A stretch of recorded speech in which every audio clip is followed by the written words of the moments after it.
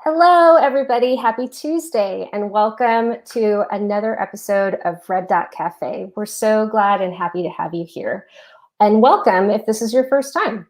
We hope that this live stream series adds value and inspiration to your daily life. I'm Angelica Cordero, TEDxSanAntonio's licensee, and I'll be your host for the event. We want everyone to take part in this conversation, so please leave your questions and comments for our speakers in the feed. As the chat continues, we'll be monitoring this feed to highlight questions that we might be able to bring to them. We're happy to be joined today by 2014 TEDxSanAntonio speaker, author, and educator, Trevor Muir, and special guest, Dashiell Young-Saver. In 2014, Trevor proposed that we reconsider a more effective method of education that engages students in project-based learning that uses integrated technology, collaboration, and hands-on learning. Our special guest today, Dashiell, is a local high school math and statistics teacher here in San Antonio. Dashiell reached out to us after watching a Red Dot Cafe a few weeks ago to share his experience with virtual learning in the classroom. Today, they join us to reflect on Trevor's talk, his life since speaking, and to discuss the impact of COVID-19 on education now and for the future. Please join me in welcoming Trevor and Dashiell. Hi, everybody. Hello, everybody. Yeah. We're so glad to have you guys on. I'm going to go ahead and pop on out to let you guys have a wonderful conversation. Great, thank you. Let's chat. Yeah, well, thank you so much, Angelica. It's really exciting to be here talking with you and with Trevor. Just to recap for everyone, again, my name is Dashiell Young-Saver. I'm a local educator here in San Antonio. I teach high school math and high school statistics. I worked in SAISD, and I currently work for KIPP, Texas Public Schools at KIPP University Prep High School. I taught mostly lower income students in our city my entire teaching career. I reached out to TEDx when they started doing these Red Dot Cafes because I saw that in addition to providing some program around levity and reflection during these unusual times, they were also doing programming around how different institutions in the city were responding to the pandemic. And I saw in my school how teachers, students, parents were taking on these radical shifts in how they thought about schooling and education. I want to provide some experience and perspective on that in our city. And I'm so excited to be talking with you, Trevor. I recently watched your talk from 2014, and it really pushed me to think about how to make learning more authentic in my own classroom and in the education system in general. So I wanted to ask you, just to start things off, one, maybe say a little bit about yourself, your work, and then also what message you really want people to take away with them from your talk in 2014. Yeah, well, I'm excited to chat with you for a little bit, and everybody out there. I'm excited for the Q&A where we can just kind of go back and forth a little bit. But a little about me, I started off as a high school teacher in a school that was made for project-based learning, which is really about hands-on, authentic learning experiences. So still having to learn content and get kids ready for tests and college and career and all the things that school traditionally does. But it goes the route of how can we make the learning experience authentic? How can we give real life problems for students to solve? And so they have to learn this content while they're solving these real problems. And so I started teaching there. That was my very first teaching job. And, it was interesting. I went into teaching because I really wanted to build relationships with students. I went back when I was in college. I was trying to figure out what the heck do I want to do with my life. Yeah. And I really went back and thought about those great teachers I had. I had a few teachers who were just instrumental in what my life looked like and helping direct me. So that's why I wanted to be a teacher. And I thought I'd have to kind of just swallow the hard pill of, oh, well, teaching's going to be boring. And you're going to have to do it like the way that it was always done with you. Like, you're not going to have to necessarily enjoy the teaching side, but it'll be a really good chance to help direct and into the lives of your students. So that was why I went into it. But then I started off at the school that just totally turned what school looks like on its head. And I couldn't get enough of it. I was having students create documentaries for World War II veterans while we were learning about World War II. Like, my students were serving refugees when we were learning about the Industrial Revolution. While I was teaching Shakespeare, they would create videos and try to get them to go viral on the internet. We were trying to find ways to make it authentic for students. And I was seeing that they were still learning the content. right? Like they were still growing and becoming smarter, but they, at the same time, they were getting all these skills, and they were more engaged than I ever was as a student. And so that's what led me 6 years ago, which is just wild to me right now, 6 years ago, to give my talk at TEDxSanAntonio, which is really about, hey, what if we keep doing school, but what if we made it actually realistic? You know, instead of just preparing kids for this hypothetical real world in the future, what if we made school the real world, where students were solving real problems and making it actually interesting and realistic and authentic now in school? So that's what my talk was about, and that's what my message was about 6 years ago. That's what it was about when I started teaching, and that's still at the core of everything that I love to talk about with teachers. How do we make this authentic? Yeah, I think all those messages are still at the core of what's currently happening in education, and the extra challenges that are presented by schools being physically closed down and trying to still connect. I think a lot of the subtext of your talk is, in addition to making learning authentic and to build those local partnerships with, for example, like you said, the Refugee Center, with local veterans, also between students forming that strong relationship and seeing each other as humans, and really investing in what makes you engaged, what makes you want to learn, what's authentic for you. And so I guess maybe we could talk about how can those relationships still happen as teachers and students are trying to connect at a distance.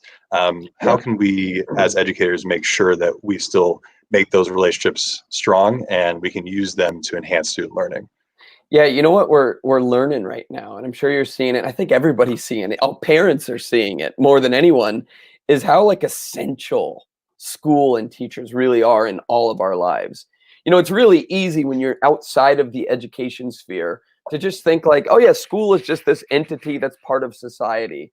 And I think it's really easy to forget about how crucial it is to our society.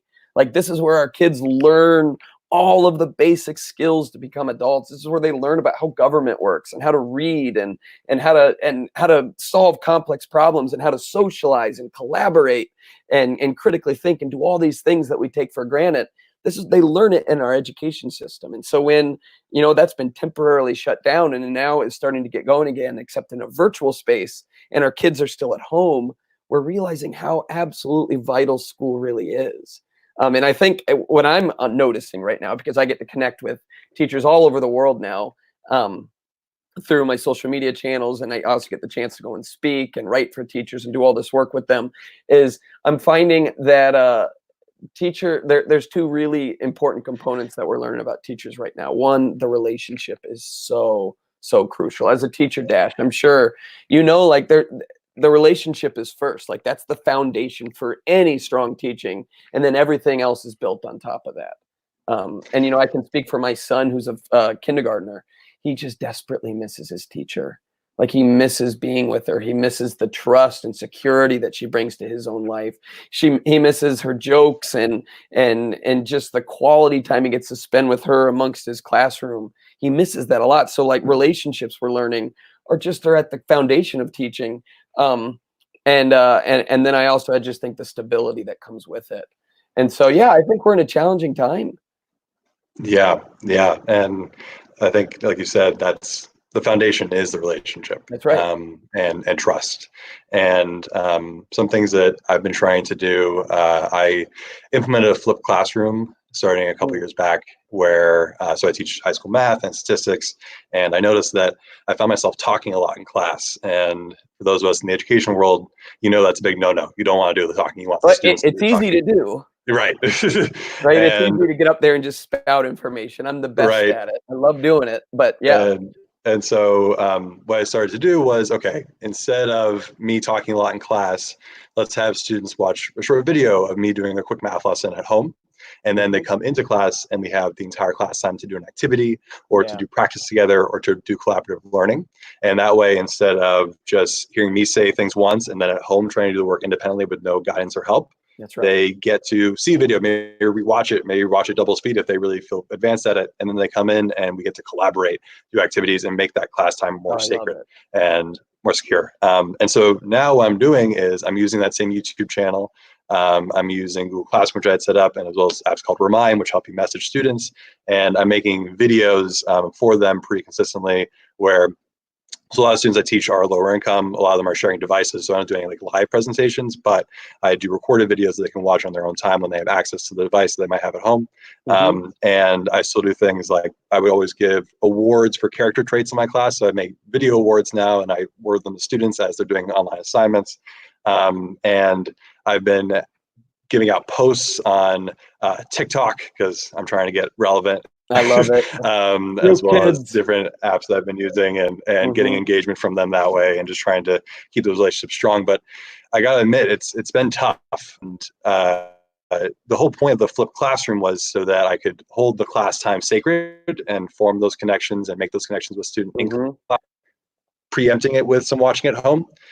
For now, everything to be at home, it makes me realize even more so how important that class time is to make those connections that are fluid, that are human, that are real. Well, and that's what it's a challenge. I've loved noticing lately all of the creative ways teachers are finding to connect and continue those relationships with students. I have a really good friend who all of the teachers in their district did a big parade by all of the students' houses. And so they'd honk the horns, and they knew at a preset time that kids were supposed to go outside and see their teachers driving by, which is just beautiful. I know another teacher, he has been running, and he carries chalk with him, and he writes math problems in the sidewalk.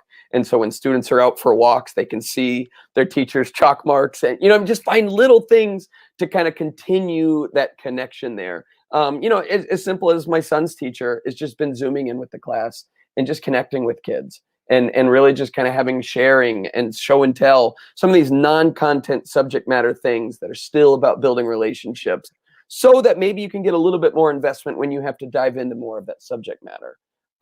I think what I'm realizing that we're having to do as teachers is, how do we take the essence of what we do at home?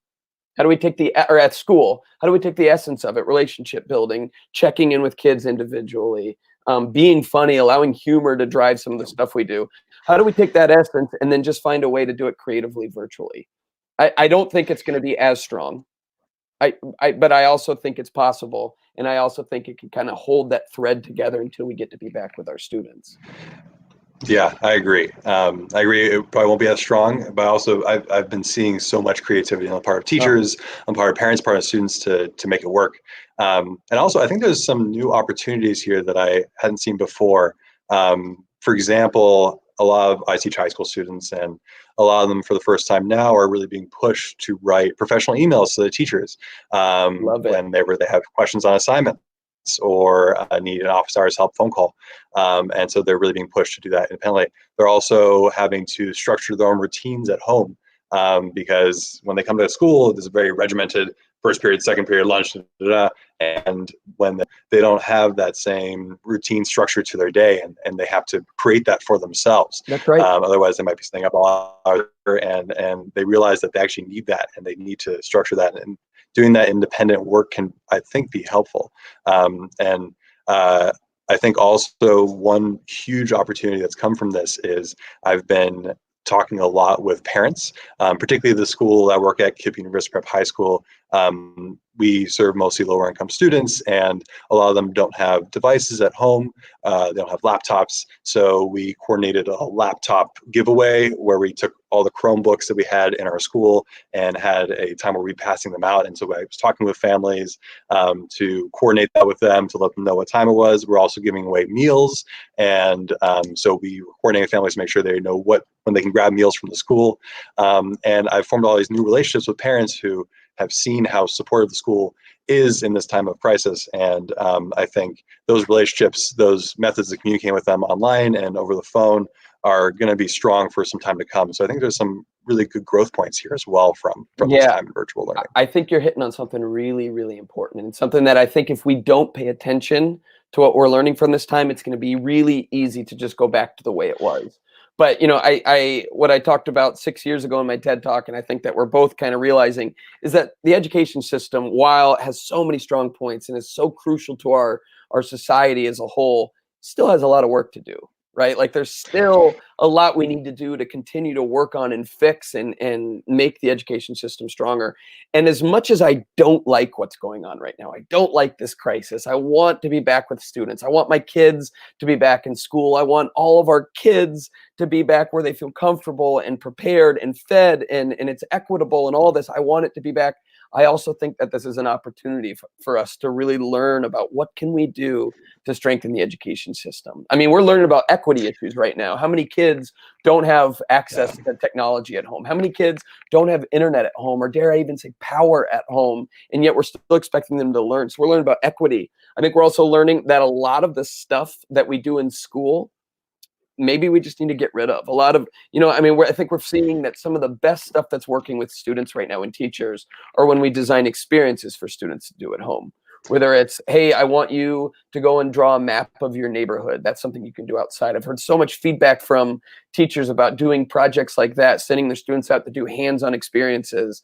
Those are what are engaging students most. Or having my son, he was given the assignment, go outside and record every bird that you see and then write about it and draw it. Like that's so much more effective than some of these like rote memorization activities that we've seen in the education world.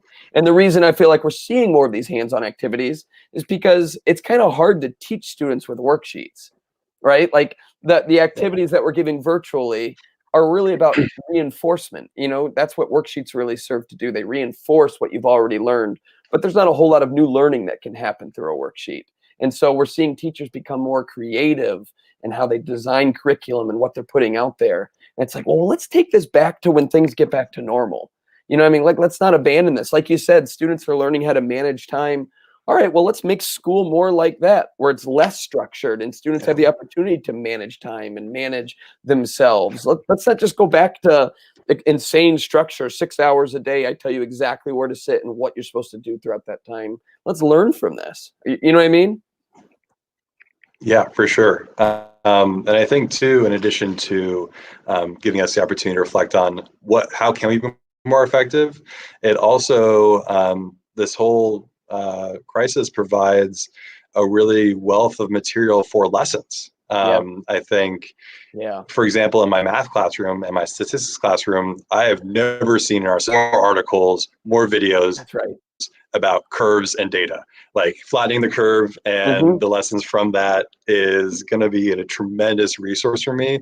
As it currently is now, I'm making lessons around it now, but also going forward, because we all have the shared experience now of going through this and adjusting our lives for it. And that will help build relationships in relating to this content as we go forward. And I think too, for a history teacher, thinking about different pandemics over the course of history and different reactions to them, how effective it was, how it changed events over time. I'm thinking for biology, studying the virus, studying how health officials responded. There's just so many ways to make this great material for lessons right now, and then also headed back to school. And I've noticed that in my own classroom, so one of my big shticks, I guess, is I try to make statistics relevant. I hate worksheets where, for example, there's one very common worksheet that AP stats teachers use across the country where we learn about sampling methods, and they're just given a worksheet and there's a bunch of jellyfish on it, and they have to sample the different jellyfish and figure out the average size. It's just boring. Boring. And instead, I've made activities about sampling incomes in different parts of San Antonio. I've made activities around the relationship between race and police use of force in the city, made activities around the probability of Kobe Bryant's 81-point game and how unreal that was, and how independent probabilities work in there. And I think this can also be a really big push for teachers to take a lot of this stuff that is so immediate and so relevant and take it along with us, Yeah, because what you find is when you make the learning relevant to students, they're going to be more engaged. And when they're more engaged, they're better behaved. When they're engaged, they learn more. When they're engaged, they actually want to be in school. Like it comes with so much when we find ways to make it relevant. And you're right, what an opportunity. I love that statistics example. And I think we all have like these different examples. Like there's no reason that we can't take all of what we're learning from this time and use it to better our practice. How about just also the fact that like people are designing all of these lessons and ideas right now to fit this new reality that we're in. And it's like all of those can be converted to projects and lessons and units and curriculum later on. Like, let's collect all of it. Let's use it. And if you're a parent, if you're not a teacher, and how can you support teachers in this? you're realizing how important they are. Okay, well then when we get back to normal, how can you support your local schools more? How can you advocate that they have more hands-on experiences? How can we make sure that they have the resources that are necessary to make the learning effective? Because I think that's what we're learning so much right now that we cannot forget is that schools are crucial, educators are crucial.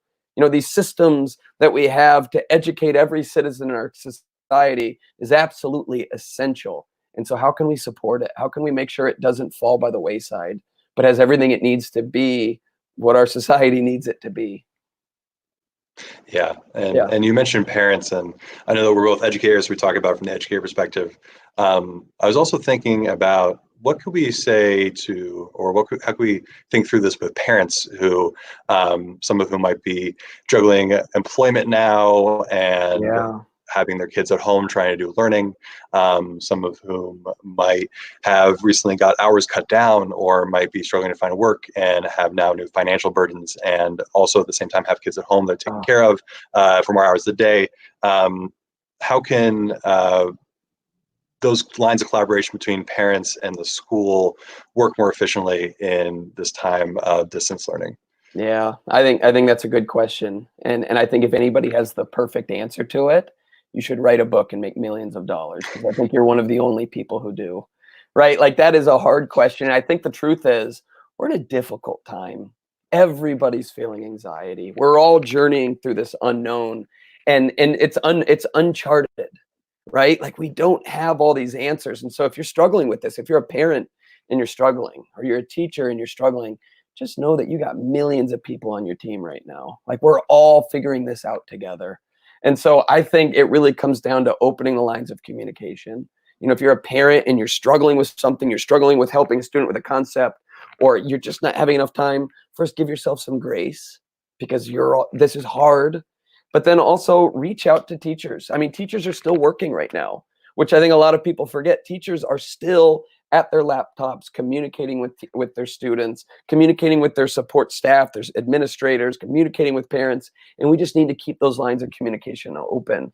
But then also, I'm a huge advocate for structure in ways that work for you. So if the structure is, hey, we're going to spend this much time working on this, this much time working on this, great, do that. If you need to give yourself some time to have some structure, less time to learn, kids go out inside and work in the woods, you know, or just draw and color. Maybe it's not as rigorous as some of the stuff that your kids would be doing in school, but it's still valuable, right? Like it's still hands-on, they're still activated. And I think the truth is we have to remember that this crazy, unsettling time is going to end. And yeah, there might be some makeup time that we have to recover some of that stuff that we've forgotten. But I think the stuff that's really important is going to stick, and that we will be able to pick up where you left off. And the stuff that isn't there anymore, maybe it wasn't that important in the first place, right? Like maybe some of that content that's been discarded because of this break, yeah, maybe we can do without it. Maybe we're learning that school doesn't need to focus on some of this content, and we really need to focus on what's most important. And that's what we can really be figuring out right now. How do we make our students better critical thinkers and collaborators, problem solvers, you know, creative? How can we flex their creative muscles right now? And so, yeah, I don't think there's a one size fits all. I think there needs to be a lot of grace given out to everybody right now as we figure this out together. Yeah, yeah, I agree. And I think lines of communication are the biggest thing. Yeah, I love it when parents reach out to me, especially in this time where I feel so distanced from students. Having that reach out happen doesn't at all feel like a burden. It actually enlivens me as a that's teacher. right. That's right. So I really, really do appreciate when parents do that. And I also understand when they can't, because we're in a very unusual time, Yeah. we're in a stressful time, and I have complete understanding that. And I'm also not a parent myself. I don't know the full aspect of things. And I understand when that can't happen. I'm going to do everything in my power to make sure that students can still continue the learning during this Well, unusual because here's time. the reality. Like, you got into this work as a teacher because you want your students to succeed. I don't know any teacher who didn't originally get into it because they want to help students succeed. And I don't think that changes because we're having to go virtual right now. You know, I mean, I don't think your motivation as an educator just all of a sudden went away. It's like, no, we still want them to succeed. And so, yeah, let's communicate with the educators out there who are invested in your kids' lives, because they are still committed to finding a way to make it work for your kid.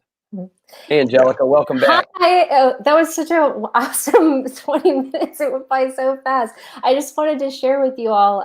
So we've had a lot of comments. Is your connection working right now? Yes.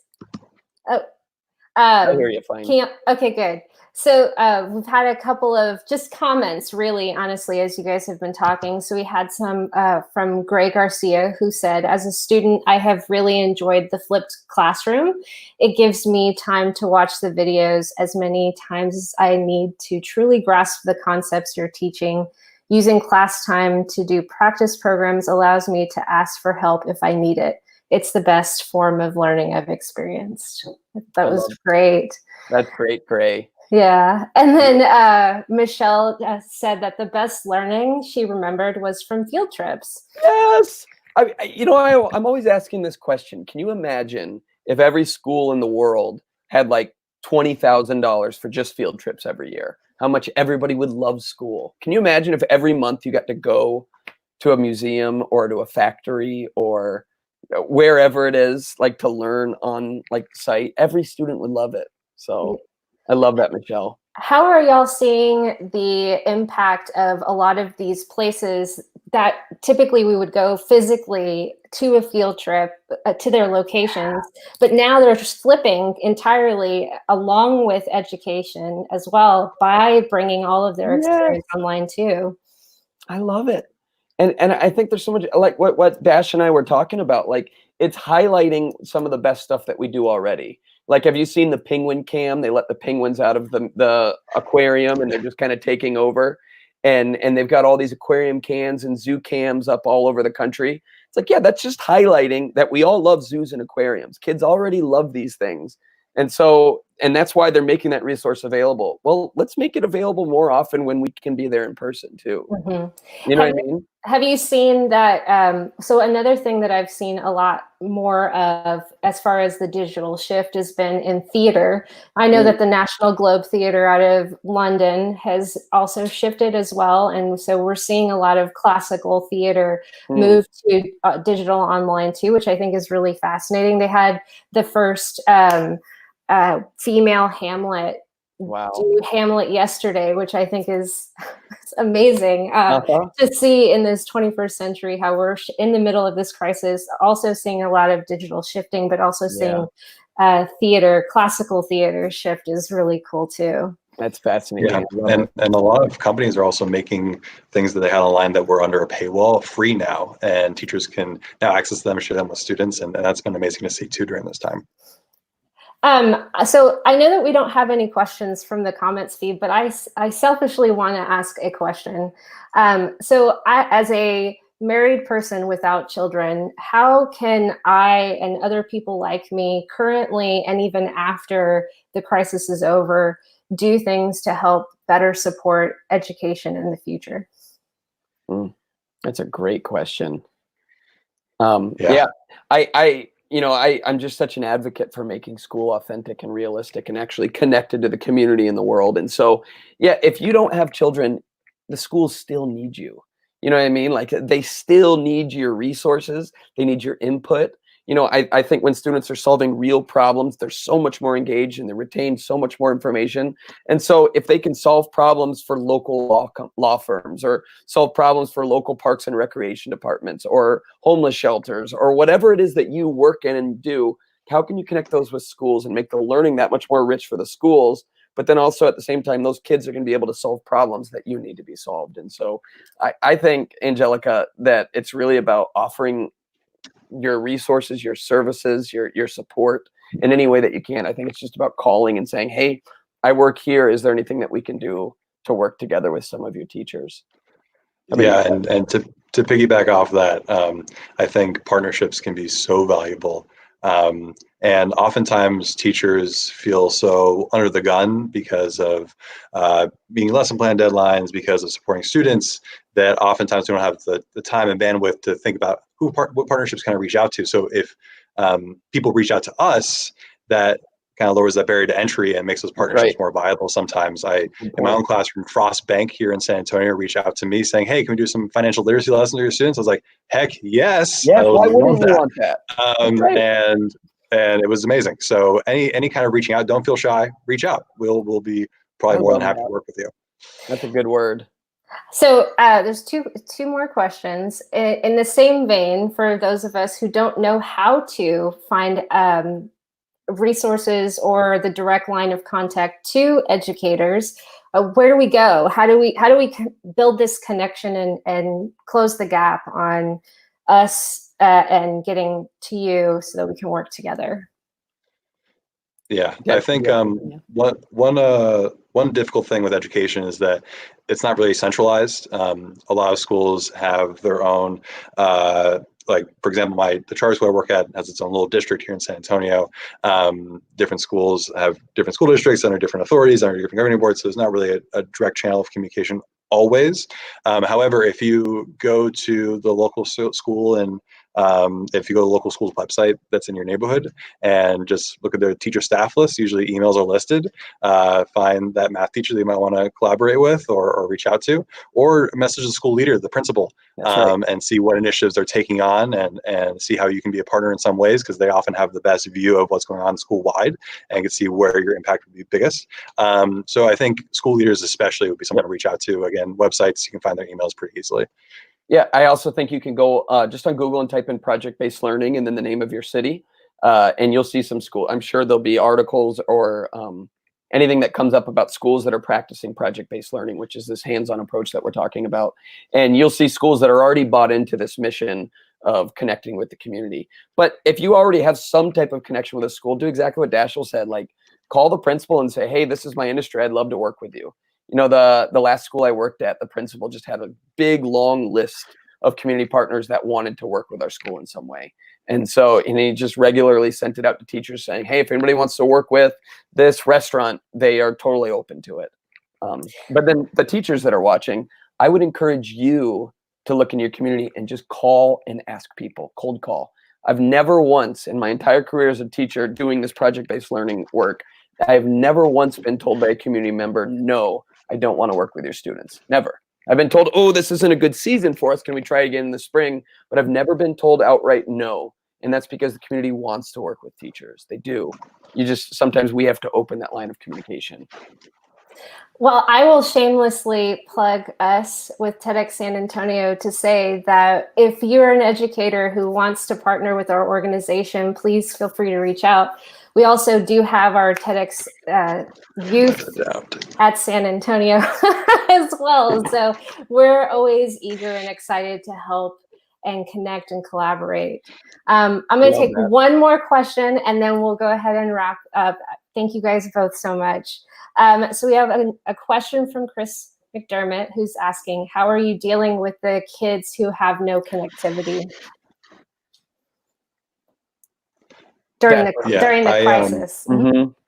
Yeah, so like I mentioned before, I teach mostly lower income students, and a lot of them have really been affected by this digital divide that has really become in like stark detail that we've seen recently. They don't have Wi-Fi necessarily.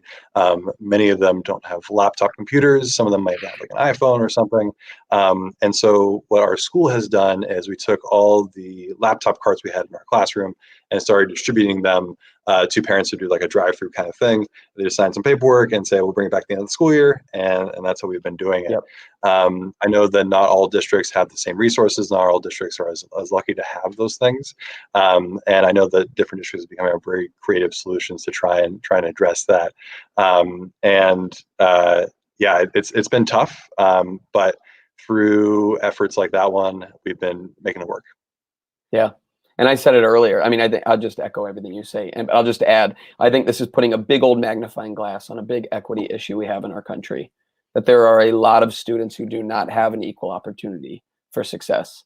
And so when we suspend a kid and he goes home and he's from a low income family and doesn't have access to technology, that's 2 weeks away from home without any learning contact. You know what I mean? You suspend a kid who has a computer, they can still get their work done. They can still talk to their project members or whatever they're doing. A kid without that technology, or a kid who's sick, or a kid who's home because of COVID, their learning essentially stops. You know what I mean? You could mail students worksheets, but again, worksheets don't teach. Worksheets aren't teachers.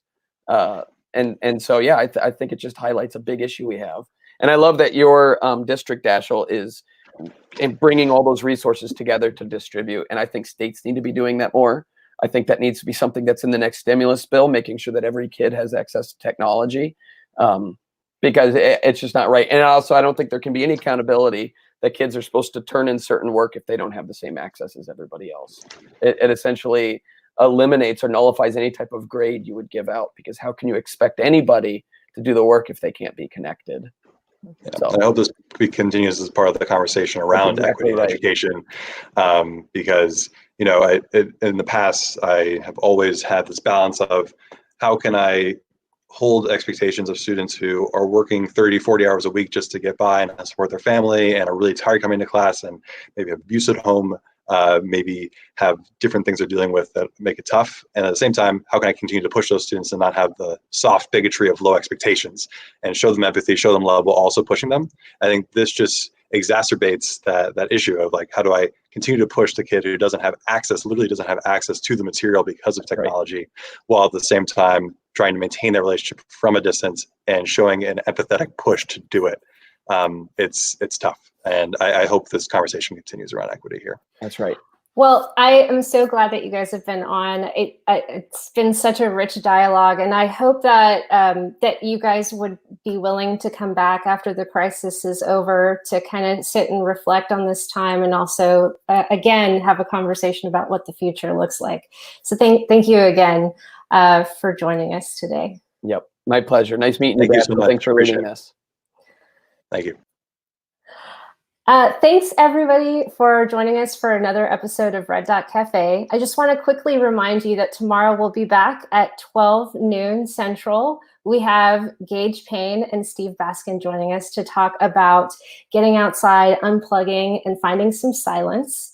If you have any suggestions or questions that you want to send us about Red Dot Cafe, you can always email us at registration@TEDxSanAntonio.com.